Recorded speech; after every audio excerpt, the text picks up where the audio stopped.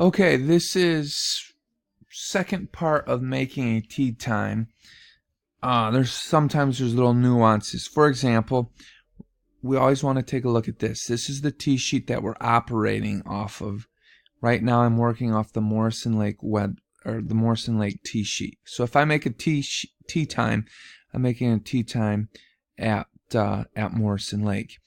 Now, if there is a huge outing here at Morrison Lake or a tournament and there are no tee times, the beautiful thing is I can come up here, click on Arrowhead, and I can look at their tee sheet and vice versa. So I look at January 11th, Arrowhead is wide open. So I would say, hey, we don't have a tee time currently here at Morrison Lake, but we can get you out to our sister course, Arrowhead. And for their trouble, I usually will leave an offer for you to give them at the other course. So when that happens, let's say, for example, okay, 8 o'clock, we have a tee time. Would you like that over at our sister course? Sure, I'll do that. Boom, boom. I'll force them. 18 holes. Their last name is Brewer. What's the first name? Theo. And then in the details, okay, via Morrison Lake.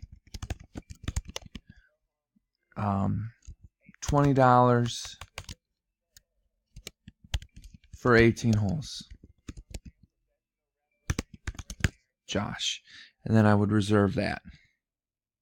So now, when the folks at Arrowhead, when they arrive there, the folks at Arrowhead say, oh, hey, look, what's this? Oh, they made it at Morrison Lake. And when you see this red dot here, that means there's a note in the tee sheet. And look at that. There's the note right there.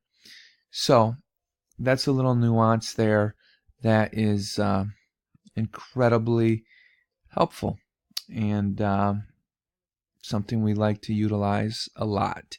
So when we have a big outing at one course, we'll send them to the other.